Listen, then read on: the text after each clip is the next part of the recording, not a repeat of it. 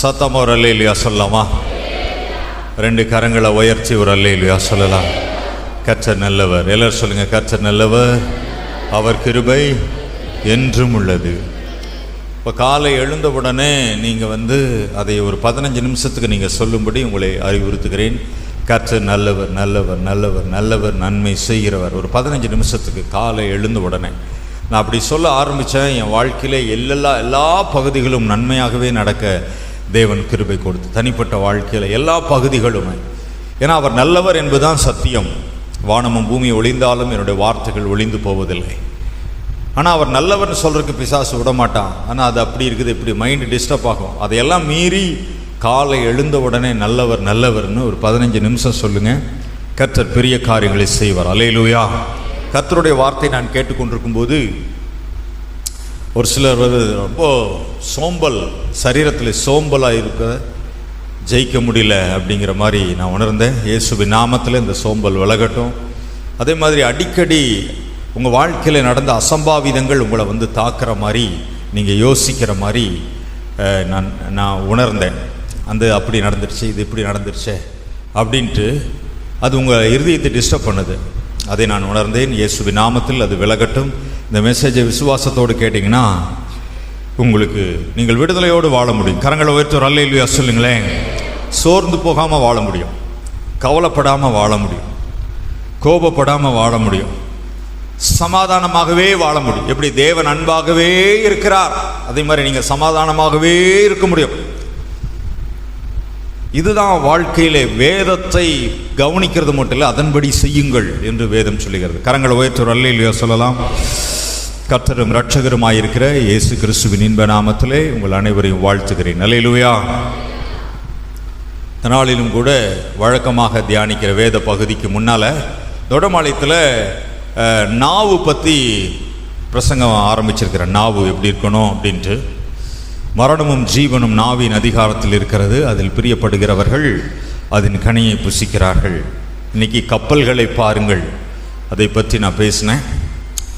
அதுக்கு என்ன ஒரு அதிகாரத்தையே ஆண்டவர் கொடுத்திருக்கிறார். பைபிளில் எந்தெந்த சப்ஜெக்டுக்குன்னு ஒரு அதிகாரம் முழுவதுமே சொல்லப்பட்டிருக்கிறதோ அதை நல்லா கூர்ந்து கவனிக்கணும். பாருங்களேன், இப்போ அன்பு குறித்து 1 கொரிந்தியர் 13 சொல்லியிருக்குது. அப்போ அன்பு ரொம்ப ரொம்ப முக்கியம். அப்போது கிறிஸ்தவர்கள் அன்பாகத்தான் இருக்கணும், சரியா? அது மாதிரி விசுவாசத்தை குறித்து எபிரேயர் 11ஆம் அதிகாரம் 40 வசனம் பைபிள் அந்த விசுவாசத்தை ஃபோக்கஸ் பண்ணிருக்கு. அப்போ பைபிள் எது ஃபோக்கஸ் பண்ணுதோ அதை நீங்கள் முக்கியப்படுத்தணும். அல்லேலூயா. அதே மாதிரி நாவு குறித்து யாக்கோபு 3ஆம் அதிகாரத்திலே ஃபுல்லாக அந்த வசனம் ஃபுல்லாக நாவு குறித்து சொல்லப்பட்டிருக்கு. அப்போ நீங்கள் நாவில் கவனமாக இருக்கணும். சரி, அது நமது இங்கே தலைப்பல்ல. இங்கே என்ன தலைப்பு சொல்லுங்க பார்ப்போம். பூமியில் உள்ள நாளளவும்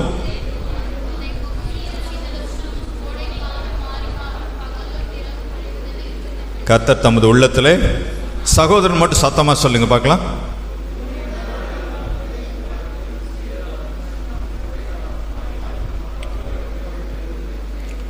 கர்த்தர் தமது உள்ளத்திலே, வாலிப பிள்ளைங்க மட்டும் சத்தமாக சொல்லுங்க பார்க்கலாம்.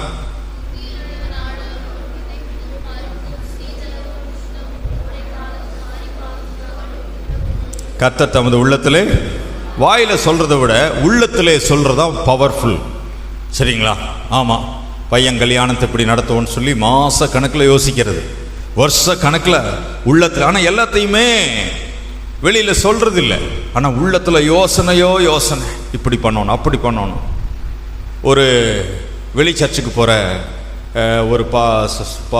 ஒரு சகோதரி சொன்னாங்க, பாஸ்டர் நாங்கள் வெளியில் சர்ச்சுக்கு போனாலும் என் பொண்ணுக்கு நீங்கள் கல்யாணம் பண்ணி வச்சுருங்க அப்படின்னு. கிராண்டாக பண்ணுறீங்க, நல்லா பண்ணுறீங்க, உங்கள் ஹால்லேயே பண்ணி வச்சுருங்க அப்படின்னு சொன்னாங்க. சரி, வரவேற்கிறோம் அப்படின்னு சொன்னேன். அல்லேலூயா. அன்பானவர்களே, அப்படி உள்ளத்தில் நம்ம நினைக்கிறோம், இப்படி பண்ணணும் அப்படி பண்ணணும், கொஞ்சம் யார் பண்ணாத அளவுக்கு பண்ணணும் அப்படின்னு சொல்லி உள்ளத்தில் என்ன நினைக்கிறோமோ அது வாயின் வார்த்தைகளை விட பவர்ஃபுல்லானது.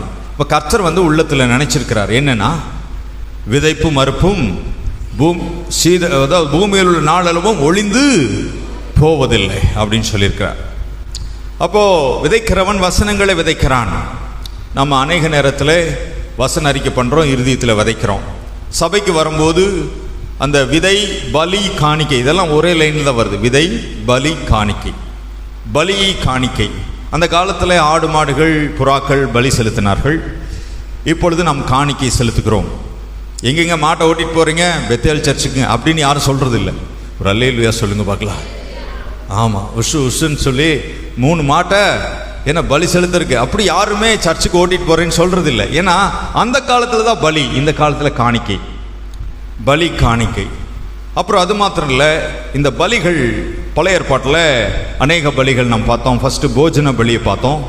அப்புறம் சமாதான பலி. எல்லாரும் சொல்லுங்க, சமாதானம். சர்ச்சுக்கு வர்றவங்க எல்லாரும் சமாதானமாக தான் இருக்கணும்.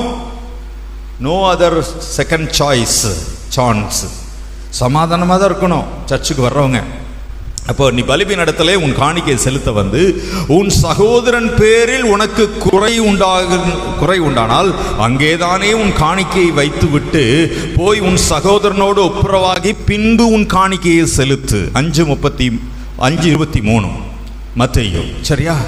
அப்போ காணிக்கை செலுத்தும் போதும் கூட சமாதானமாக இருந்தால் தான் காணிக்கை செலுத்தணும். அவ்வளோ சமாதானத்தை ஆண்டவர் முக்கியப்படுத்துகிறார். பழைய ஏற்பாட்டில் பிதாவை சமாதானம் பண்ண பலி செலுத்தப்பட்டது. எப்படியாவது இந்த பலியை ஏற்றுக்கொண்டு என்னோட சமாதானமாக இருங்க பிதாவே. ஏன்னா பிதா யார்ட்டும் பேச முடியாது, பேச மாட்டார். மகா பரிசுத்த ஸ்தலத்தில் யாராவது தெரிய போனாங்கன்னு செத்துருவாங்க. அப்போ பிரதான ஆசாரியன் வருஷத்துக்கு ஒரு முறை தன்னுடைய பாவங்களுக்காகவும் ஜனங்களுடைய பாவங்களுக்காகவும் வருஷத்துக்கு ஒரு முறை மகா பரிசுத்த ஸ்தலத்துக்கு போவார். ஆனால் இயேசு கிறிஸ்து கல்வாரி சிலுவையிலே ரத்தம் சிந்தின போது தேவாலயத்தின் திரைச்சீலை மேலிருந்து கீழ் வரைக்கும் 2ஆக கிழிந்தது. அப்போ எல்லாரும் மகா பரிசுத்த ஸ்தலத்துக்கு போகலாம். அப்போ எபேசியர் 2:16 சொல்லுகிறது, பகையை சிலுவையில் கொன்று இருதிறத்தாரையும் ஒப்புரவாக்கி. இப்போ தேவனுக்கு நமக்கும் பகை இருந்தது. அந்த பகை இயேசு கிறிஸ்து கல்வாரி சிலுவையில் சிந்தின ரத்தத்தினாலே நாம் இப்ப அப்பா பிதாவே என்று கூப்பிட முடியும். ஆபிரகாம், ஈசாக்கு, யாக்கோபு, சாலமோன், தாவீது, யோபு இவங்கெல்லாம் அப்பா பிதான்னு கூப்பிட முடியாது. ஆனா நாம கூப்பிட முடியும். ஏன்னா இயேசு சிலுவையிலே பகையை கொன்று விட்டார். பிதாவுக்கு நமக்கு இல்ல, பகையை கொன்று விட்டார், இருதரத்தாரையும் ஒப்புரவாக்கி விட்டார்.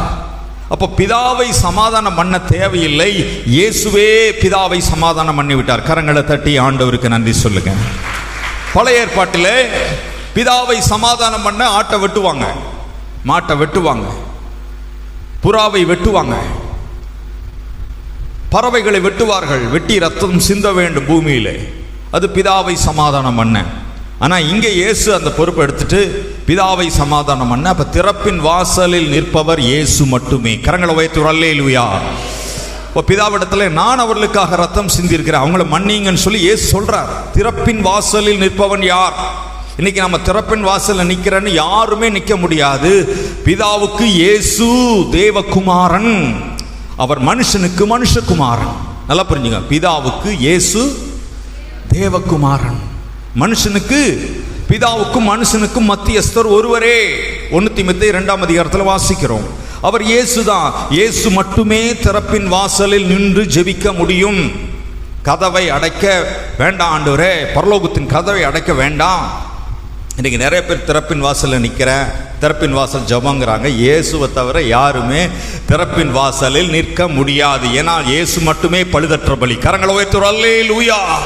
பாவம் செய்யாத பரிசுத்தர் அவர் மட்டுமே. அன்பானவர்களே, எடுத்துக்கொள்ளுங்கள் லேவியராகமம் 3ஆம் அதிகாரம் 1வது வசனம். ஒருவன் சமாதான பலியை படைக்க வேண்டும் என்று மாட்டு மந்தையில் எடுத்து செல்வானாகில் அது காளையானாலும் சரி பசுவானாலும் சரி பழுதற்றிருப்பதை கர்த்தருடைய சந்நிதியில் செலுத்த கடவன். தயவு செய்து எல்லாரும் இணைந்து 3ஆம் அதிகாரம் 1ஆம் வசனம். இல்லை பைபிள் கொண்டு வந்தவங்க எல்லாருமே வாசிங்களா? வாசிங்க பார்க்கலாம். ஒருவன் சமாதான பலியை படைக்க வேண்டும் என்று மாட்டு மந்தையில் எடுத்து செலுத்துவானாகில் அது காளையானாலும் சரி பசுவானாலும் சரி பழுதற்று இருப்பதை கர்த்தருடைய சந்நிதியில் செலுத்த கடவன். பழுதற்றிருக்கிறது என்று உறுதி பண்ணணும். 5 நாள் ஆகுமா ஒரு பலி செலுத்துறதுக்கு? 5 நாள். 5 நாளைக்கு முன்னால அந்த பலியை கொண்டு வரக்கு 1 நாள். புரியுதுங்களா? மறுபடியும் 3 நாள் அது பழுது இருக்குதா இல்லையான்னு செக் பண்றதுக்கு 3 நாள். கடைசியிலே பலி செலுத்துவது ஒரு நாள், ஆக மொத்தம் 5 நாள். ஃபஸ்ட்டு பலி கொண்டு வருது ஒரு நாள். 3 நாட்கள் செக் பண்ணணும். அதில் கண்ணில் பழுது இருக்கா, காதில் பழுது இருக்கா, முடமாக இருக்குதா, ஊனாக இருக்குதா, அது நல்லா கத்துதா, இதில் ஏதாவது பழுது இருக்குதான்னு சொல்லி செக் பண்ணணும் 3 நாள்.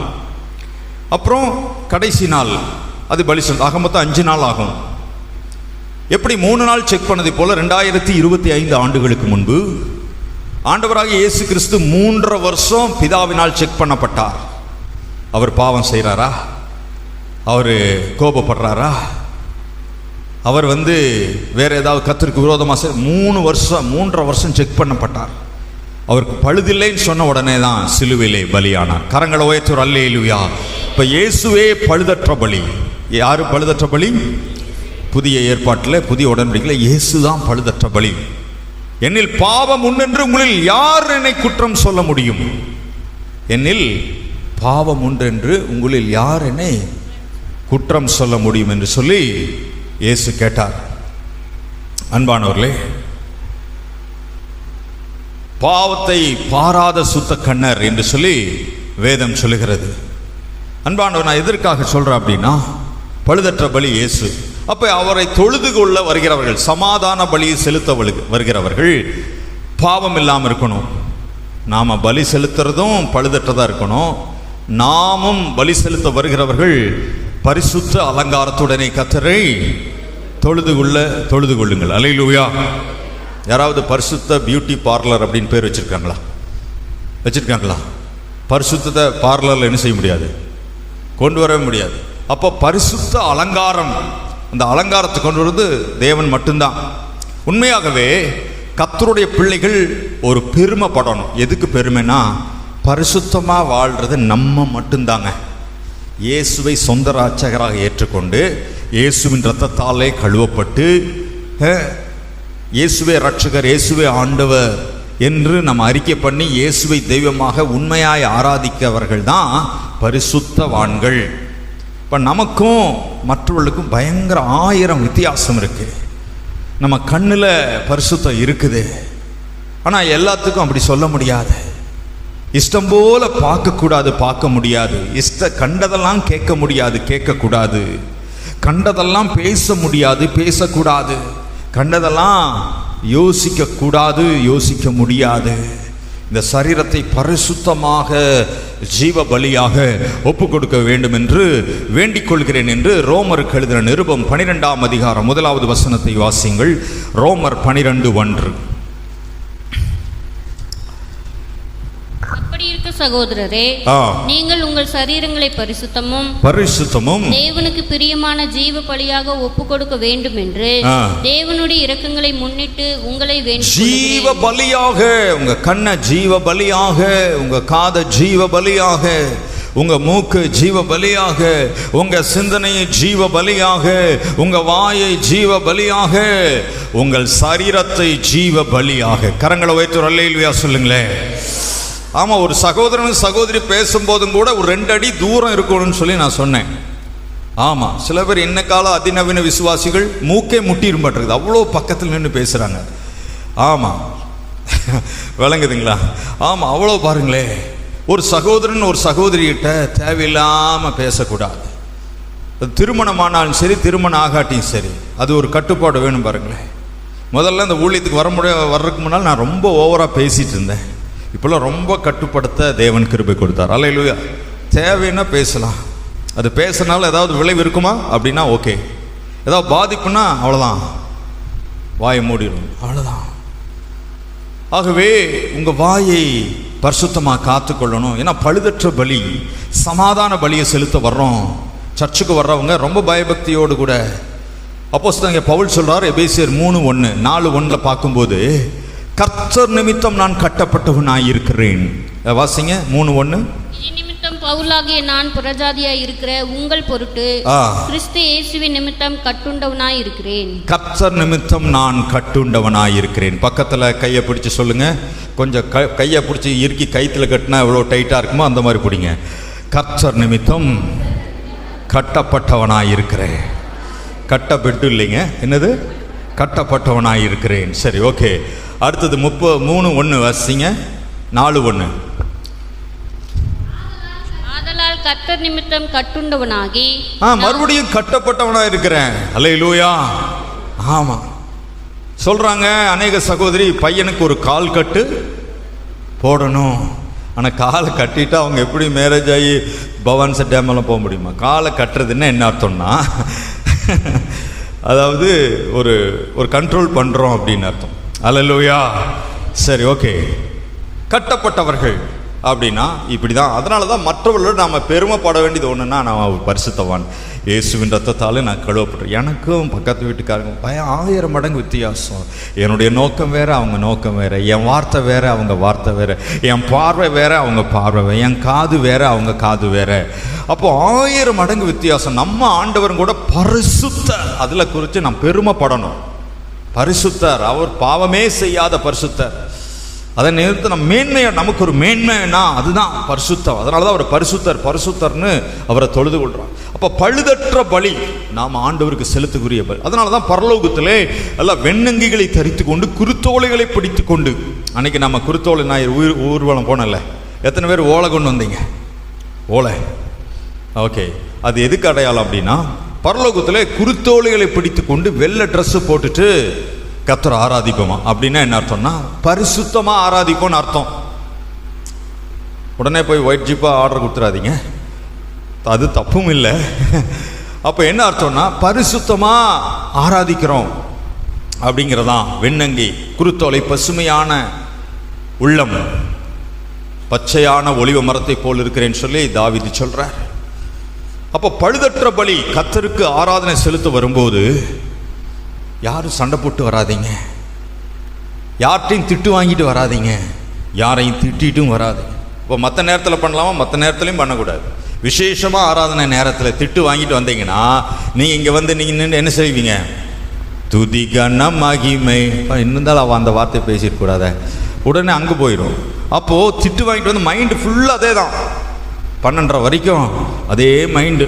அதனால தான் ஆராதனைக்கு ரொம்ப கவனமாக இருக்கணும். சில இடத்துக்கு போகும்போது அங்கே போனால் தேவையில்லாத காட்சிகளை பார்க்க வேண்டியது. ஐயோ வேணாம்பா, நாளைக்கு ஆராதனை நேரம்.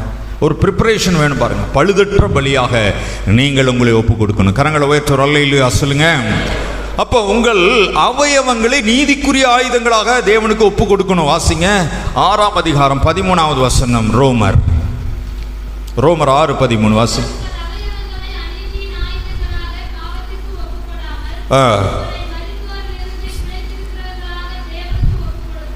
உங்கள் அவயவங்கள், எல்லாரும் சொல்லுங்க. அவயவங்கள்னு என்ன அர்த்தம்? ஒரு ஒர்க் ஷாப்பில் போனீங்கன்னா திருப்புளி இருக்கும், அப்புறம் கட்டிங் பிளேயர் இருக்கும், சுத்தி இருக்கும், ஸ்பேனர் இருக்கும். அதே மாதிரி நமக்கு அவயவம் என்னென்னா கண், காது, மூக்கு, வாய், உள்ளம், இதெல்லாம் நீதிக்குரிய ஆயுதங்களாக அர்ப்பணிக்கணும். இஷ்டம் போல பேசக்கூடாது. ஆமாம், சொல்கிறாங்கல்ல, அவங்க அம்மாவுக்கு வாய் நீளம் கிடையாது. ஆக்சுவலாக நீளம்னா ரொம்ப பேசுகிறாங்க அப்படின்னு அர்த்தம். உங்கள் அவயவங்களை தேவனுக்கு பிரியமாக அர்ப்பணிக்கணும். பாருங்களேன், நம்மளாம் ஒரு பரிசுத்தவான்கள் என்பதிலே நாம் மேன்மை கொள்ள வேண்டும். நமக்கு ஒரு பெரிய ஒரு மேன்மை என்னன்னா, நாம் ஒரு பரிசுத்தவான்கள். கரங்களை உயர்த்தி ஒரு அல்லேலூயா சொல்லலாமா? அன்பானவர்களே,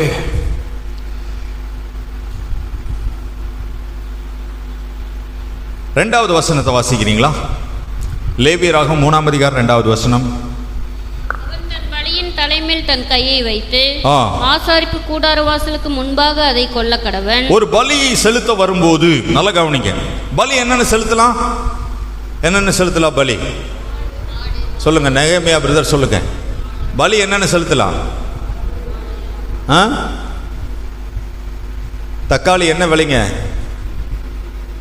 சொல்லுங்க? 14 ரூபாயா? தக்காளி எல்லாம் பலி செலுத்த முடியாது. என்னது? ஆடு, ஆண் ஆடு, பெண் ஆடு. அது செம்மறி ஆடாக இருக்கலாம், வெள்ளாடாக இருக்கலாம். அதே மாதிரி மாடு, அப்புறம் புறா. சரிங்களா? இதை நம்ம ஆண்டவருக்கு பலி செலுத்தணும். சமாதான பலி செலுத்த வர்றவங்க என்ன பாவம் செஞ்சிருக்கிறாங்களோ அதன் தலைமேல் அந்த பாவத்தை சுமத்தணும். பாருங்க, அப்படிதான் வாசிங்க. 2வது வசனத்தை வாசிங்க.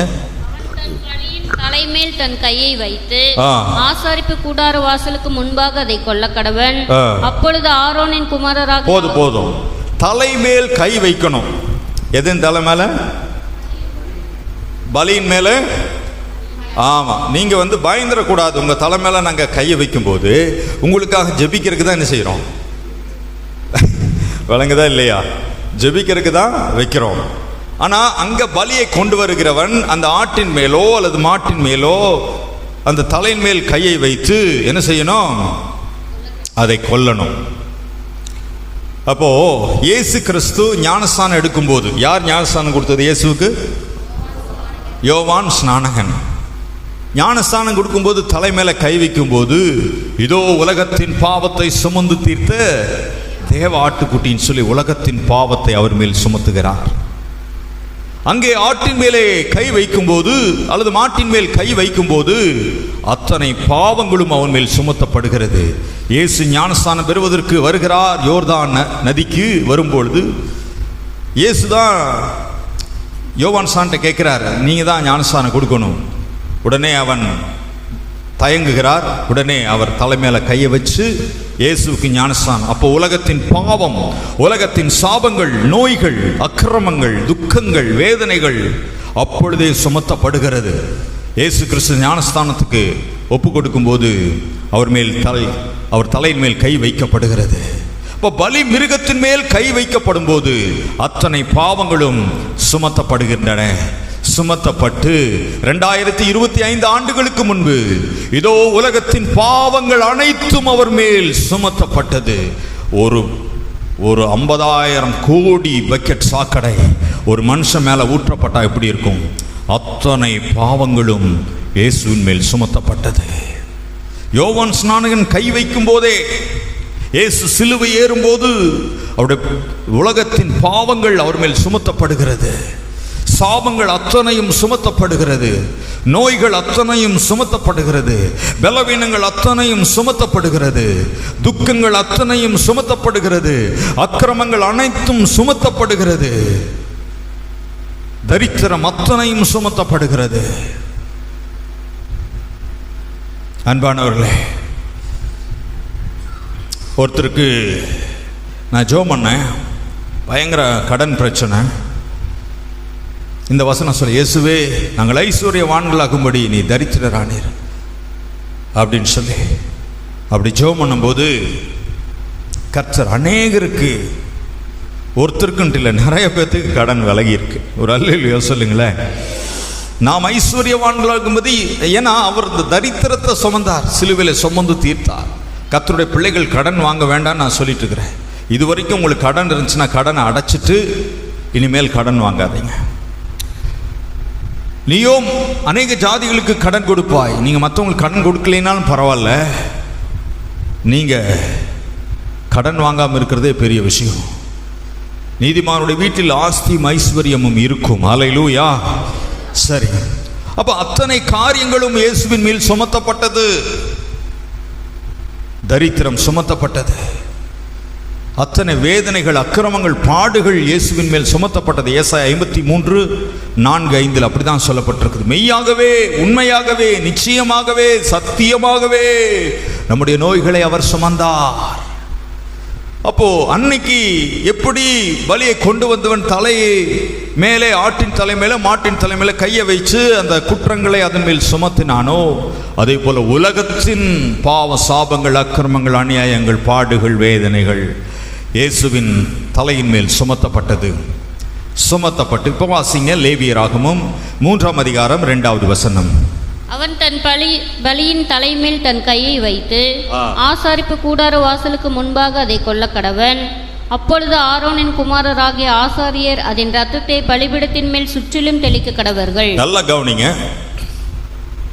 கொல்ல கடவர்கள். என்னது? கொல்ல கடவர்கள். இயேசு கொல்லப்பட்டார்.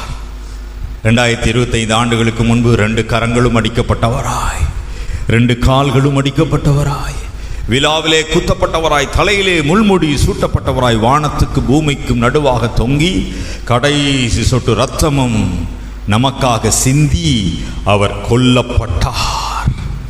உலகத்தின் பாவம் சுமந்தப்பட்டது. உலகத்தின் சாபங்கள் சுமத்தப்பட்டது. எப்படி அந்த மிருகத்தின் மேல் அந்த பாவங்கள் அக்கிரமங்கள் சுமத்தப்பட்டது போல இயேசுவே பலிகடாவானார், பலியானார். கரங்களை உயர்த்தி ஒரு அல்லேலூயா. அந்த இயேசுவுக்கு ஒரு அல்லேலூயா சொல்லலாமா? கன்னத்திலவன் ஓங்கியறைய சின்ன பிள்ளை போல் ஏங்கி நின்றார். கன்னத்திலவன் ஓங்கியறைய சின்ன பிள்ளை போல் ஏங்கி நின்றார். அந்த பிலாத்தும் கையை கழுவி ஆண்டவரை அனுப்புகின்றார். அந்த பிலாத்தும் ஆண்டவரை அனுப்புகின்றார்.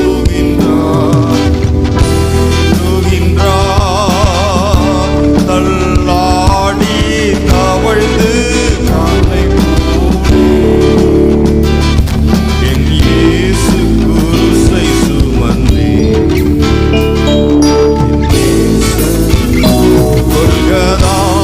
மலையின் மேல் நடந்து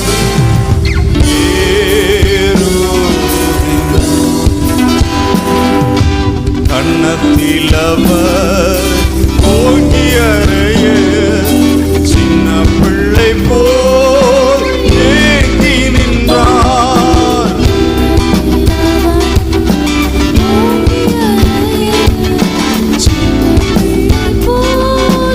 ஏங்கி நின்றார். அந்த பிலாத்து கையை கழுவி ஆண்டவரை அனுப்புகின்றார். அந்த பிலாத்து ஆண்டவரை அனுப்புகின்றார்.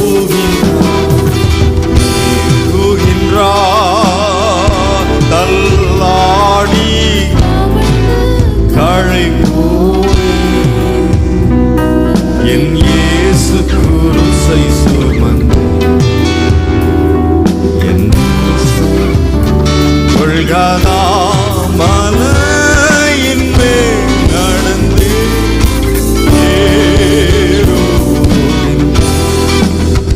ஆமென். எவ்வளவு பயங்கரமா இருக்கு! உலகத்தின் அத்தனை பாவங்கள், சாபங்கள், வேதனைகள், அக்கிரமங்கள், அநியாயங்கள் சுமந்து சுமந்து அவர் கொல்லப்பட்டார். அவருடைய அன்பை நினைக்காம இருக்க முடியுமா? அநேக சபைகளிலே அந்த லெந்து நாட்களில் மட்டும்தான் அந்த கல்வாரியை நினைப்பாங்க. ஆனால் நம்ம சபையில் வார வாரம் சிலுவை, இயேசு எனக்காக பாவமானதுனால் நான் நீதிமானாக்கப்பட்டேன், கிறிஸ்து எனக்காக சாபமாகி நியாயப்பிரமாணத்தின் சாபத்துக்கு நீங்களாக்கி என்னை மீட்டு கொண்டார், பகையை சிலுவையில் கொன்று இருதரத்தாரை ஒப்புரவாக்கி கிறிஸ்துவின் சுபாவம் எனக்கு உண்டாயிருக்கிறது என்று அறிக்கை பண்ணுறோம் ஒவ்வொரு வாரமும். ஏன்னா அப்படி என்னை நினைவு கூறும்படி இதை செய்யுங்கள் என்றார். சுமந்தார், கொல்லப்பட்டார். அன்னைக்கு பலி மிருகம் எல்லா பாவங்களையும் சுமந்து கொல்லப்பட்டது போல இயேசுவும் கொல்லப்பட்டார். அடுத்த வசனத்தை வாசிங்கம்மா. அப்பொழுது ஆரோனின் குமாரராகிய ஆசாரியர் அதன் இரத்தத்தை பலிபீடத்தின் மேல் சுற்றிலும் தெளிக்க கடவர்கள். அதன் இரத்தத்தை பலிபீடத்தின் மேல் சுற்றிலும் தெளிக்க கடவர்கள். அல்லேலூயா. அன்னைக்கு பலிபீடத்தின் மேல் சுற்றிலும் தெளிக்கப்பட்டது. இன்றைக்கு உலகம் எங்கும் தெளிக்கப்பட்டிருக்கு. கையை பலமா தட்டலாமா? கையை பலமா தட்டலாம். ஹல்லேலூயா. உலகம் எங்கும் சிந்தப்பட்டது. இதோ உலகத்தின் பாவத்தை சுமந்து தீர்த்த தேவ ஆட்டுக்குட்டி உலகம் எங்கும் சிந்தப்பட்டு கொண்டே இருக்கிறது. ஒரு மழை பெய்வதை போல இன்னைக்கு காலையில கூட மழை பெஞ்சிட்டு இருந்துச்சு. காலையில் எழுந்து நான் ஜபத்தில் வெளியில் வந்து பார்த்தா மழை. இயேசுவின் நாமத்தில் மழையே உன்னை கட்டுக்கிறேன். இப்போ நீ ஆராதனைக்கு இடைஞ்சல வர, நைட்டில் வேணால் வந்துடும், இப்போ என்ன செய்யக்கூடாது, வரக்கூடாது. உண்மையாக ஜெபம் பண்ணு. காலையில் 6:30 கட்டு இயேசுவின் நாமத்தில் இப்போ நிற்கணும் அப்படின்னு ஜெபம் பண்ணு. ஏன்னா 7 மணிக்கு ஆராதனை தொட்டமாலயத்தில் 10 நிமிஷத்தில் வந்து பார்த்தா நின்றுச்சு. கரங்களை உயர்த்தி ஒரு அல்லேலூயா சொல்லுங்க. இந்த பூமியின் கிரியைகளை குறித்து கட்டளை இடுங்கன்னு ஆண்டவர் சொல்லியிருக்கிறார். அன்பானவர்களே, அந்த ரத்தத்தை எடுத்து டேபிளை சுற்றிலும் தெளிக்கணும். அன்றைக்கு சங்கார தூதன் இஸ்ரவேல் ஜனங்களுடைய வீட்டுக்கு வரக்கூடாதுன்னு சொல்லிட்டு பஸ்கா ஆட்டுக்குட்டி அடித்து அதனுடைய ரத்தத்தை எடுத்து ஈசோப்பு தலையிலே தோய்த்து அந்த வீட்டின் நிலைக்கால்களில் தெளித்தார்கள். ரத்தத்தை அப்படி கையில் தோய்ச்சு அப்படி பூசினாங்க. இன்றைக்கும் கூட என்னமோ பூசைங்கும் போது 3 விரலை பூசுகிறாங்கள நிலவில், பார்த்துருக்குறீங்களா? நிலவில் புக்குலையெல்லாம் பூசுவாங்க, பார்த்துருக்குறீங்களா? மம்டி எல்லாத்துலேயும் பூசுவாங்க. அன்னைக்கு ரத்தத்தை தோய்த்து நிலவில் பூசினாங்க. சங்கார தூதன் உள்ள வரக்கூடாதுன்னு சொல்லிட்டு. இயேசுவின் ரத்தம். யார் எந்த ஒரு விசுவாசி எனக்கு நாய் தோர்த்தது, பன்னி தோர்த்தது, கரப்பாம்பூச்சி தோர்த்தது, யானை தோர்த்தது, கனவு பாஸ்டர் எனக்கு ஜெபம் பண்ணுங்கன்னு சொல்லக்கூடாது. என்ன விசுவாசம் உங்களுக்கு? விசுவாசம் இருந்துச்சுன்னா அது எப்படி அந்த கனவு வரும்? ஹல்லேலூயா, சத்தமா சொல்லுங்க ஹல்லேலூயா. ஆமாம், நல்ல எண்ணத்தோடு நல்ல துதியோடு இயேசுவின் ரத்தம் எப்பொழுதும் என் மீது தெளிக்கப்பட்டு கொண்டு அறிக்கை பண்ணிட்டு படுத்தீங்கன்னா எப்படி அந்த கெட்ட சொப்பனம் வர முடியும்? இயேசுவின் ரத்தம் உலகெங்கிலும் ஒவ்வொரு மேல் தெளிக்கப்பட்டு கொண்டே இருக்கிறது. வாசிங்க 12ஆம் அதிகாரம் 24வது வசனம். எபிரேயர் 12:24.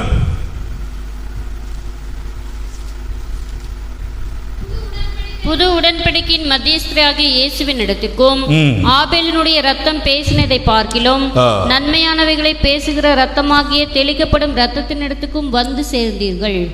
நன்மையானவைகளை பேசுகிற தெளிக்கப்படுகிற ரத்தம். அல்லேலூயா, எல்லாரும் சொல்லுங்க. பேசுகிற, தெளிக்கப்படுகிற, பேசுகிற, தெளிக்கப்படுகிற. இந்த ரத்தம் என்ன செஞ்சதுன்னா, சில பேர் பாருங்களேன், ஏதாவது நியாயம் பேசிட்டே சமையல் பண்ணுவாங்க, சமையலும் நல்லாயிரும், நியாயமும் முடிஞ்சிடும். அது மாதிரி இயேசுவின் ரத்தம் என்ன செய்யுதுன்னா தெளிக்கப்படுதுன்னா, பேசிட்டே ரத்தம் தெளிக்கப்படுது. எப்படின்னா, இவனுக்காக நாம் இந்த ரத்தம் சிந்தப்பட்டிருக்கிறது, இவனுடைய பாவங்கள் கழுவப்படுகிறது, இந்த ரத்தத்தினால இவன் பரிசுத்தவானாகிறான் சொல்லி பேசிட்டே இந்த ரத்தம் சிந்தப்படுகிறது. 24 hours 24 மணி நேரம் அந்த வசனத்தை விசுவாசிங்கன்னா உங்களுக்கு அப்படியே ஆகும். இன்றைக்கி நிறைய பேர்த்துக்கு அதை நான் பதிவு பண்ணி கொடுத்துருக்குறேன். உடம்புல பலவீனம், சுகவீனம், டயர்டாக இருக்குது அப்படின்னு யாராவது ஒன்றும் கவலைப்படாதீங்க. உண்மையாக நான் சொல்கிறதுக்கு அப்படியே ஒபே பண்ணுங்கள். இயேசுவின் ரத்தம் எப்பொழுதும் என் மீது தெளிக்கப்பட்டு கொண்டே இருக்கிறபடியால் நான் சுகத்தோடும் பலத்தோடும் இருக்கிறேன் அப்படிங்கிற வசனத்தை நான் பதிவு பண்ணி வச்சுருக்கிறேன். ஆடியோ உங்களுக்கு மெமரி கார்டு இருந்துச்சுன்னா அனுப்பிச்சி வைக்கிறேன். நீங்கள் கேட்டு தான் பாருங்களேன். நான் பொய் சொல்லலை, அவசியம் இல்லை, பொய் சொல்லணும் அவசியம் கிடையாது. ஒரு வாரம் ஃபுல்லாக ராத்திரி கேட்டு பாருங்கள், வார்த்தை கிரியை செய்தே இல்லைன்னு பாருங்கள். காலையில் எழுந்த உடனே ஒரு 5 பூஸ்ட் குடித்த மாதிரி உங்களுக்கு வேளாண் இல்லைன்னா என்கிட்ட கேளுங்க. நைட்டெல்லாம் தூங்கும்போது வசனத்தை போட்டு விட்ருங்க. உங்கள் ஆவி பலம் அடைஞ்சிட்டே இருக்கும், உங்கள் சரீரமும் ஆத்மா வந்து ரெஸ்ட் எடுக்குது, ஆவி கேட்டுகிட்டே இருக்கும், அந்த வார்த்தை இந்த ஆவியில் பதிஞ்சிட்டே இருக்கும். காலையில் எழுந்த பிறகு அதுக்கு பாருங்க ஒரு பயங்கர ஸ்ட்ரென்த்துங்க, டயர்டாக ஆகாது. நான் இதை கேட்டுட்டு என்ன செஞ்சேன்னா தொடம்பாளையில் போய் மம்டியெல்லாம் எடுத்து வேலை செய்ய ஆரம்பிச்சிட்டேன். ஆட்க வராத போது அவ்வளோ ஸ்ட்ரென்த்து. என்னடா நான் மம்டி எடுத்து என்னால் குமிய முடியாதெல்லாம், இடுப்பு வலிக்கு கால் வலி இதெல்லாம் எவனால அப்படியெல்லாம் எத்தனை வேலை செஞ்சால் டயர்டாக ஆகலைங்க. ஏன்னா ராத்திரியெல்லாம் கேட்டிருந்தேன், இயேசுவின் ரத்தம் எப்பொழுதும் என் மீது தெளிக்கப்பட்டு கொண்டே இருக்கிறதுனாலே நான் பரிபூர்ண சுகத்துக்கு பலத்துக்கு மட்டும் இல்லை, சமாதானத்துக்கு, தைரியத்துக்கு, சந்தோஷத்துக்கு, விடுதலைக்கு, பாதுகாப்புக்கு, எல்லாத்துக்கும் இயேசுவின் ரத்தம். 24 மணி நேரம் இயேசுவின் ரத்தம் என்னது இஸ் பூரிங் அப்பான் எவ்ரிபடி, ஒவ்வொரு மேலும் ஊற்றப்பட்டு கொண்டே இருக்கிறது. அதை விசுவாசிங்க. அப்போ அன்னைக்கு ஒருவர் தலைமேலே அத்தனை பாவங்கள், சாபங்கள், வேதனைகள் சுமத்தப்பட்டு கொல்லப்பட்டு இன்றைக்கு உலகம் எங்கும் 24 மணி நேரம் இயேசுவின் ரத்தம் தெளிக்கப்பட்டு கொண்டே இருக்கிறது. இருதயத்தில் விசுவாசி, வாயில அறிக்கை பண்ணி உண்மையான இருதயத்தோடு சாட்சியோடு வாழணும். பாருங்களேன் எப்படி வாழணும். ஆமாம், உங்களை பற்றி யாருமே குறை சொல்லக்கூடாது. இவங்க ரொம்ப வாயடிக்கிறாங்க, சண்டை போடுறாங்க, சொல்லவே கூடாது. பரிசுத்தமாக வாழணும், அன்பாக வாழணும், சமாதானமாக தான் வாழணும், கிருபையினால வாழணும். ஆமாம், அப்படி வாழ்ந்து நம்ம கிரியை 2வது தான். இருந்தாலும் தேவனுடைய கிருபை தான் பெருசு. இருந்தாலும் நம்ம உலகத்தில் நம்மளை 1000 கண்கள் பார்க்குது, நம்ம என்ன பேசுகிறோம், என்ன பண்ணுறோம், நம்மளை பேர் பார்க்குறாங்க. நம்ம நல்ல ஒரு சாட்சியோடு வாழ்ந்து இதை சொல்லி பாருங்களேன், பயங்கர பலனாக இருக்கும். இன்றைக்கி எழுதிங்க, டைரியில் எழுதிங்க. எபிரேயர் 12:24. இயேசுவின் ரத்தம் எப்பொழுதும் என் மீது தெளிக்கப்பட்டு கொண்டே இருக்கிறதுனால நான் ஆரோக்கியத்தோடும் பலத்தோடு இருக்கிறேன். அவ்வளோதான். உங்களுக்கு நீங்கள் கூன் போட்டிருந்தாலும் கூட நிமிர்ந்துடுவீங்க, தடி வச்சு நடந்தாலும் கூட தடி இல்லாமல் நடந்துடுவீங்க. அல்லேலூயா. எவ்வளோ உறுதியாக சொல்கிறோம் பாருங்களேன். அன்னைக்கு ஒருத்தர் பழுதற்ற பலியாக தன்னைத்தானே ஒப்பு கொடுத்தார். அவர் தலைமையில் எல்லாம் வைக்கப்பட்டது, எல்லா அக்கிரமங்கள் பாவங்கள் வைக்கப்பட்டது. அவரை கொலை செய்தார்கள்.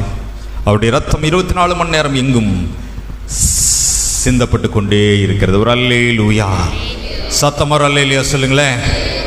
சொல்லுங்க, இயேசுவின் ரத்தம் எப்பொழுதும் என் மீது தெளிக்கப்பட்டு கொண்டே இருக்கிறது. அல்லேலூயா.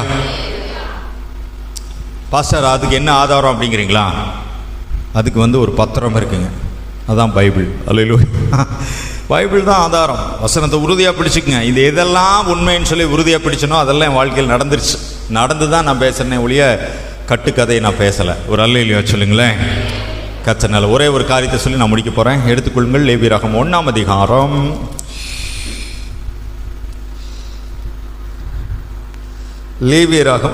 அதிகாரம் 6வது வசனத்தை வாசிங்க. பின்பு அவன் அந்த சர்வாங்க தகன பலியை தோலுரித்து, இது அந்த 3ஆம் அதிகாரத்தில் வந்திருக்கணும், ஆனால் வரல. சொல்லுங்க, தோலுரித்து அதை சந்து சந்தாக துண்டிக்க கடவன். அதில் ஒரு பகுதியை மட்டும் நான் சொல்கிறேன், அதுக்கு தான் டைம் இருக்கு. தோல் உரித்து, என்ன உரித்து? ஆமாம், இன்னைக்கெல்லாம் ஸ்கூலில் கொண்டு போய் பிள்ளை விடும்போது என்ன சொல்கிறாங்க? கண்ணை மட்டும் விட்டுருங்க. இன்னைக்கு கொண்டு போகிற பிள்ளைக்கு என்ன சொல்கிறாங்க? தொடவே கூடாது. என்னது? சிசிடிவி கேமரா இருக்குது. ஆமாம், யார் நீ என் பையனை அடிக்கிறதுக்கு அப்படின்னு கேட்குறாங்க. அதனால் இன்றைக்கி சொல்லித்தரது ரொம்ப சிரமமாக இருக்குது. தோல் உரித்து, என்ன உரித்து? எதற்காக? அது செம்மறியாடாக இருக்கலாம், ஆணாடாக இருக்கலாம், பெண்ணாடாக இருக்கலாம், மாடாக இருக்கலாம், எதுவாக இருந்தாலும் தோலை உரிச்சிடணும். என்ன உரிச்சிடணும்? தோலை உரிச்சிடணும். சரிங்களா? தோலை உரிச்சிட்டா அதில் வித்தியாசமே தெரியாது. என்ன தெரியாது? வித்தியாசமே தெரியாது. நல்லா கவனிங்க. இது வெள்ளாடு செம்மறியாடும் கூட தெரியாது, என்ன கலர்னு தெரியாது, அதோட சைஸ் மட்டும்தான் தெரியும், வெளியில் தெரியவே தெரியாது. தோலை உரிச்சிட்டான். அதனால யார் பலி செலுத்தினாலும் தோலை உரிச்சிடணும். கர்த்தருக்கு பலி செலுத்த வருகிறவர்கள் தோல் உரிக்கப்படணும். ஒரு அல்லேலூயா சொல்லுங்களேன். ஆமாம், தோல் உரிக்கப்படுறதுங்கிறது மெயினாக எதை பாயிண்ட் அவுட் பண்ணுதுன்னா, ஜாதி வித்தியாசம் பார்க்கக்கூடாது. என்னவா பார்க்கக்கூடாது? ஜாதி வித்தியாசம் பார்க்கக்கூடாது. அதுக்கு பைபிள் ஆதாரம் இருக்கா அப்படின்னு நீங்கள் கேட்கலாம். ஜாதி வித்தியாசம் பார்க்கக்கூடாது சொல்கிறாங்கல்ல. நீங்கள் யாருங்க? முதல்ல யாருங்க? என்னது? அப்போ ரெண்டாவது யார், மூணாவது யார் அப்படின்னு ஒன்று இருக்குல்ல. நீங்கள் முதல்ல யார்? ஓகே, செட்டி யார், அப்புறம் செட்டியார், புட்டியார், ஆமாம், இதெல்லாம் நிறையா இருக்குது. நாய்க்கர், நாடார், இதெல்லாம் இருக்குது. அப்போது தோல் உரிக்கப்படணும். சபைக்கு வர்றவங்க தோல் உரிக்கப்பட்டிருக்கணும் அப்படின்னா ஜாதி வித்தியாசம் பார்க்கக்கூடாது. வெள்ளங்கிகளை தரித்து அப்படின்னா என்ன அர்த்தம்னா, எல்லாரும் பரிசுத்தவான்கள். ஸ்கூலில் எதுக்கு யூனிஃபார்ம் போடுறாங்கன்னா, யார் எந்த வித்தியாசம் தெரியாது. அவன் ஏழையா, பணக்காரனா, உயர் ஜாதியா, எதுவுமே தெரியாது, எல்லாம் யூனிஃபார்ம். நம்ம சர்ச்சுக்கு ஒரு யூனிஃபார்ம் போட்டுடலாங்களா? போட்டுடலாமா? அல்லேலூயா. அப்போது இங்கே வித்தியாசமே தெரியாது. இங்கே வித்தியாசம் தெரிஞ்சால் தானே யூனிஃபார்ம் போடணும். ஒரு அல்லேலூயா சொல்லுங்களேன். ஆமாம், சரி, ஓகே. சரி, பைபிளில் ஜாதி பார்க்கலான் இருக்கு பாஸ்டர் அப்படின்னா இருக்கு, இல்லை அப்படின்னா அதுவும் இருக்கு. எடுத்துக்கொள்ளலாம். ஆதியாகமம் 24ஆம் அதிகாரம்.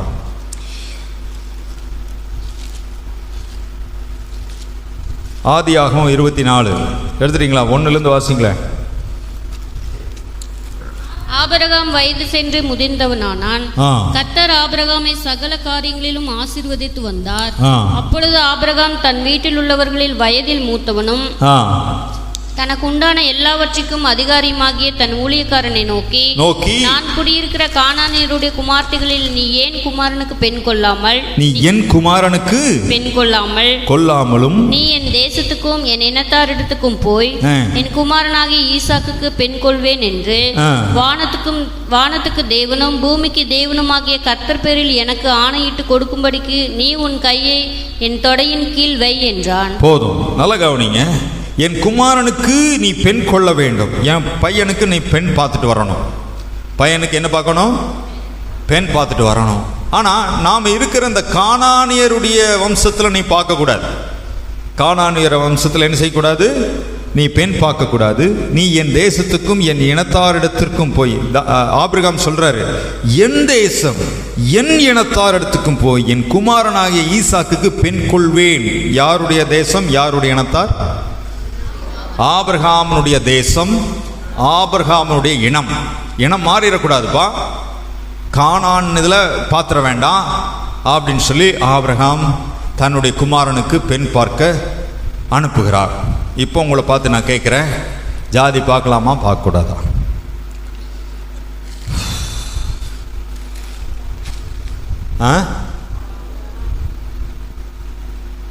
ஆபிரகாம் விசுவாசத்தின், அவரே சொல்றாரு, என்னுடைய இனத்தார் என்னுடைய கோத்திரத்தில் தான் நீ பார்க்கணும்.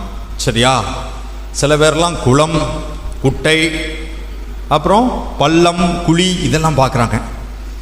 அப்படிங்கும்போது தலை சுற்றி இருக்கிறன்னு. அல்லேலூயா. ஆமாம், சிலதெல்லாம் நல்ல ஒத்து வருது, கடைசியில் ஏதோ ஒரு வரியில் விட்டுறாங்க, அதில் ஒத்து வராதுன்னு சொல்லிட்டு. ஆபிரகாம் பார்த்துருக்கிறார்.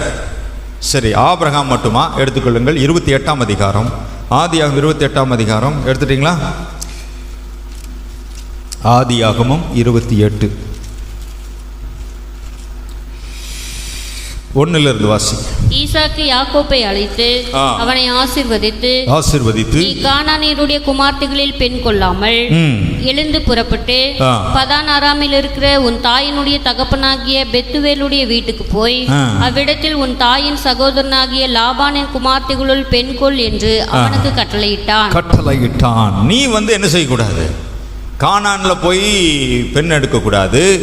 நீ என்னுடைய சகோதரனுடைய மகள் இருக்கிறான் லாபான், அங்கே போய் பார்த்து நீ பெண் கொள்ளலாம் அப்படின்னு சொல்லிட்டு, இன்றைக்கி மாமன் பிள்ளை மாமா பையன், அப்படி அத்தை பிள்ளை அத்தை பையன் அப்படின்னு சொல்லி பார்க்குறாங்க. எப்பவுமே நிச்சயத்துக்கும் மேரேஜுக்கும் ரொம்ப லேட் பண்ணிடக்கூடாது. ரொம்ப லேட் ஆச்சுன்னா ஃபோன் சார்ஜ் அதிகமாகும். அல்லேலூயா. ஆமாம், இன்றுடன் ஆமாம் முடிகிறது. உங்கள் ஏர்டெல் ப்ரீபெய்டு கார்டு இன்றுடன் முடிவடைகிறதுன்னு 4 தடவை வந்துடும். ஏன்னா இந்த நிச்சயத்துக்கும் மேரேஜுக்கு ரொம்ப கேப் ஆயிடுச்சுன்னா ஃபோன் பேசியே இது பண்ணிடுவாங்க. பாருங்களேன், சில இடத்துல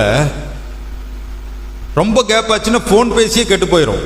இவங்க ஓவராக பேச, அவங்க ஓவராக பேச, அவ்வளோதான், அன்புக்கு பதிலாக சண்டை அதிகமாகிக்கும். அப்போ அவ்வளோதான், பிரேக்கப் ஆயிடுது. அதனால் தயவுசெய்து நிச்சயம் பண்ண உடனே மேரேஜ், அல்லது ரொம்ப குறுகிய காலத்தில் பண்ணுறது நல்லது, மேரேஜ் ஆகாதவங்களுக்கு. சரியா? ஓகே, கர்த்தர் நல்லவர். அல்லேலூயா. கவனிங்க. ஆனால் இங்கே ஈசாக்கு அதே மாதிரி தான் சொல்கிறாரு, ஆபிரகாமை தான் சொல்கிறாரு, நீ என் இனத்தில் பாருப்பா, என் சொந்தக்காரில் பெண்ணை பாரு, மாப்பிள்ளை பாரு. ஈசாக்கா தான் சொல்கிறாரு. என்னங்க ஆபிரகாம், என்னங்க இயேசு என்ன சொல்கிறாருன்னு பார்க்கலாமா? எடுத்துக்கொள்ளுங்க. மத்தேயு 10ஆம் அதிகாரம் 5வது வசனம். மத்தேயு 10ஆம் அதிகாரம் 5வது வசனம். இந்த 12 இயேசு அனுப்புகையில் அவர்களுக்கு கட்டளையிட்டு சொன்னது என்னவென்றால், கட்டளையிட்டு உறுதியாக சொன்னது என்னவென்றால், நீங்கள் புறஜாதியார் நாடுகளுக்கு போகாமலும் சமாரியர் பட்டணங்களில் பிரவேசியாமலும். ஆண்டவர் ஊழியத்துக்கே போக வேண்டான்ட்டார். அல்லேலூயா, ஹல்லேலூயா. எப்படி புறஜாதியார் வீட்டுக்கு என்ன செய்யாத, ஊழித்து போகாத. ஆனால் ரட்சிப்பு யூதர்கள் மூலமாக வருது, புறஜாதியார்களுக்கெல்லாம் நீ ஊழித்து போகாதப்பா. சமாரியர் பட்டணத்துக்கு போகாத. சமாரியர்னா தாழ்த்தப்பட்டவர்கள், சிறுமைப்பட்டவர்கள், வசதி குன்றியவர்கள், சேரி பகுதிங்கிறாங்களா அந்த மாதிரி. அந்த இடத்துக்கு நீ ஊழியத்துக்கு போகாத அப்படிங்கிறார். இப்போ சொல்லுங்க, ஜாதி பார்க்கலாமா பார்க்கக்கூடாதா?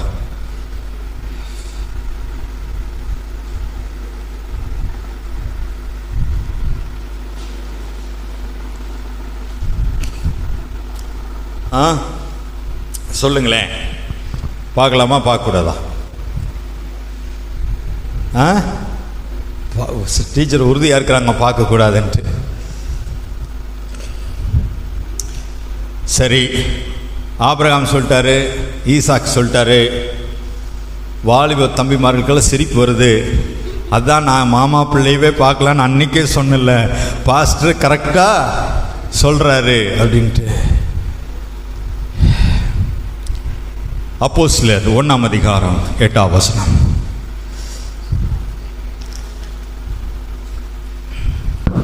பரிசுத்தாவி உங்களிடத்தில் வரும்போது, பரிசுத்தாவியானவர் உங்களிடத்தில் வரும்போது நீங்கள் பலனடைந்து எருசலேமிலும் யூதா முழுவதிலும் சமாரியாவிலும் பூமியின் கடைசி பரியந்தமும் எனக்கு சாட்சிகளாய் இருப்பீர்கள் என்றார். பூமியின் கடைசி பரியந்தமும் எனக்கு. இந்த காலகட்டத்திலே பரிசுத்த ஆவியானவர் தான். அல்லேலூயா. பிதாவின் காலம் யோவான் ஸ்நானகனோடு, இயேசுவின் காலம் இயேசு பரமேறுவதோடு, இது பரிசுத்த ஆவியின் காலம். பரிசுத்த ஆவியானவர் உங்களிடத்தில் வரும்போது நீங்கள் எருசலேமிலும் யூதேயா முழுவதிலும் சமாரியாவிலும் பூமியின் கடைசி பரியந்தமும் எனக்கு. இப்போ சொல்லுங்க, ஜாதி பார்க்கலாமா பார்க்கக்கூடாதா? பார்க்கக்கூடவே கூடாது. ஒரு அல்லேலூயா சொல்லுங்களேன். ஹல்லேலூயா. ஆனால் ரட்சிக்கப்பட்டிருக்கணும். இதில் பார்த்தீங்கன்னா ஒவ்வொரு ஜாதிக்கும் ஒவ்வொரு குணம் இருக்கும் பாருங்களேன். அதனால் இவங்க இந்த ஜாதியில் வளர்ந்துருப்பாங்க, அந்த ஜாதியில் அவங்க வளர்ந்துருப்பாங்க. ரெண்டுமே மேரேஜான மேட்ச் ஆகாது. அதனால் ரட்சிக்கப்பட்டு கிறிஸ்துவின் சுபாவம் வந்தால் தான் இவங்க வாழ முடியும். அதான் உண்மை. கிறிஸ்துவின் சுபாவம் இருக்கணும், கிறிஸ்துவின் சிந்தை இருக்கணும், கிறிஸ்துவின் அவங்களுக்கு அந்த ஜாதியினுடைய ரத்தம் அப்படியே இருக்கும், இவங்க இந்த ஜாதியினுடைய ரத்தம் இப்படி இருக்கும். சிலதெல்லாம் மேட்சே ஆகாது பாருங்களேன். அப்போவே சொல்லுவாங்க, எனக்கு உனக்கு ஒத்து வராதுன்னு முதலே அது அடிக்கடி சொல்லுவாங்க. ஆனால் ஜாதி பார்க்கக்கூடாது. ஆனால் எல்லாரும் நமக்கெல்லாம் ஒரே ஒரு ஜாதி. எடுத்துக்கொள்ளுங்கள் 1 பேதுரு 2ஆம் அதிகாரம் வசனத்தை கண்டுபிடிச்சு வாசிங்க. 1 பேதுரு 2ஆம் அதிகாரம்.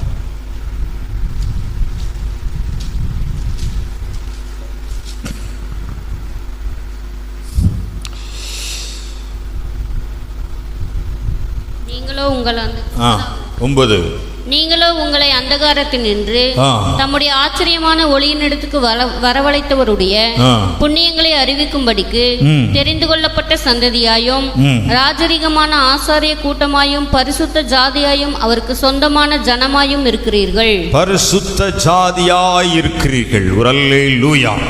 ஏன் பரிசுத்த ஜாதினா, பாவம் செய்யாத பரிசுத்தர் பழுதற்ற ஆட்டுக்குட்டியாகிய இயேசுவின் இரத்தத்தாலே நாம் கழுவப்பட்டபடியால் நாம் பரிசுத்த ஜாதி. அல்லேலூயா சொல்லுங்க. என்ன ஜாதி? இப்போ நம்ம ஜாதி வித்தியாசம் பார்க்கவே தேவையில்லை. ஏன்னா அவங்களும் பரிசுத்த ஜாதி, நம்மளும் பரிசுத்த. அவங்களுக்குள்ளும் இயேசுவின் ரத்தம் ஓடுது,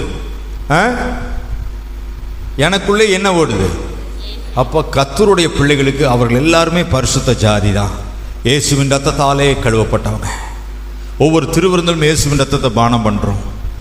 இயேசுவின் ரத்தம் எப்பொழுது நம்ம மீது தெளிக்கப்படுகிறது. அந்த இயேசுவின் ரத்தம் உள்ளே வந்துச்சுன்னா போதும். ஏற்றத்தாழ்வு கிடையாது, அழகு நெட்ட குட்டை கிடையாது, சிவப்பு கருப்பு கிடையாது. அன்பானவர்களே, மனசு ஒத்து வந்துச்சுன்னா போதும். உண்மையாகவே சொல்கிறேன், இயேசுவை ஏற்றுக்கொள்ளாதவர்களும் கூட வெவ்வேறு ஜாதியில் மேரேஜ் பண்ணி நல்லா இருக்கிறாங்க, ஒரு சண்டையும் கூட வராமல் இருக்கிறாங்க. இன்றைக்கி ஜாதிக்கு ஜாதி, குளத்துக்கு குளம், கிணறுக்கு கிணறும் இது பார்த்துமே சண்டை நிறையா வருது நிறைய பேருக்கு. கிறிஸ்துவின் சுபாவம் இருந்துச்சுன்னா சண்டையே வராதுங்க. கணவன் மனைவி சண்டை போடாமையே வாழ முடியும், கோபப்படாமல் வாழ முடியும், சமாதானமாக இருக்க முடியும். பாருங்களேன், இன்றைக்கி நம்ம என்ன பலி செலுத்துகிறோம்? சமாதான பலி. அல்லேலூயா. இன்னைக்கு 4 காரியத்தை சொன்னேன். சொல்றீங்களா? 4 காரியத்தை சொன்னேன். என்ன பலியா இருக்கணும்? சமாதான பலி, பழுதற்ற பலி. எல்லாரும் சொல்லுங்க, பழுதற்ற பலி. அடுத்தது என்ன சொன்னேன்? சுமக்கிற பலி, உலகத்தின் பாவத்தை சுமந்து தீர்க்கிற பலி. தலையின் மேல் அன்னைக்கு மிருகங்கள் மேல் சுமத்தப்பட்டது, இயேசுவின் மேல் சுமத்தப்பட்டது. அடுத்தது இயேசுவை, அன்னைக்கு மிருகத்தை கொன்னாங்க, இயேசுவை கொலை செய்தார்கள். அடுத்தது ரத்தம் அந்த பலிபீடத்தை சுற்றிலும் தெளிக்கப்பட்டது. இன்றைக்கு உலகமெங்கும் இயேசுவின் ரத்தம் தெளிக்கப்பட்டு கொண்டே இருக்கிறது. அதை விசுவாசிக்கிறவங்க அந்த ரத்தத்தை அனுபவிப்பார்கள். கடைசியாக 6வது பாயிண்ட் என்ன சொன்னேன்? தோல் உரிக்கப்படணும். ஒவ்வொரு தேவனுடைய பிள்ளையும் தோல் உரிக்கப்படணும்.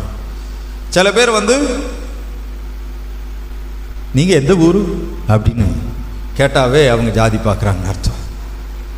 எந்த ஊராக இருந்தாலும் சரி, எந்த டிஸ்ட்ரிக்டாக இருந்தாலும் சரி, இயேசுவின் ரத்தத்தை. ஆனால் ஒன்று என்னன்னா, சுவாபம் மாறி இருக்கணும். ஜென்ம சுவாபம் இருந்துச்சுன்னா ஒன்றும் கஷ்டம், ரொம்ப சிரமம், வாழ்க்கையில் சண்டை வந்துடும். ஜென்ம சுவாபம், கிறிஸ்துவின் சுவாபம். நான் எனக்கு அப்படி ஒரு வெளிப்பாடு கிடைச்சது. கிறிஸ்துவின் சுவாபம் உண்டாயிருக்குன்னு 1000கணக்கில் சொன்னேன். உண்மையாகவே அந்த சுவாபம் மாறிடுச்சு. நீங்களும் சொல்லுங்கள், அல்லது ஜெபம் பண்ணுங்கள். விசுவாசம், ஆண்டவரே உங்கள் சுவாபத்தால் நிரப்புங்க அப்படின்னு ஜெபம் பண்ணுங்கள். கிறிஸ்துவின் சுவாபத்தோடு தான் வாழணும் தேவனுடைய பிள்ளைகள். ஆமாம், ஹல்லேலூயா. அது மாதிரி கிறிஸ்துவின் சிந்தை எனக்கு உண்டாயிருக்குதுன்னு நான் 1000கணக்கில் அறிக்கை பண்ணேன். கிறிஸ்துவின் சிந்தை, என் சிந்தனை மாறுச்சு. அன்பானவர்களே, அப்போது வெவ்வேறு குலத்தார ஜாதியாக இருந்தாலும் பிரச்சனை இல்லை.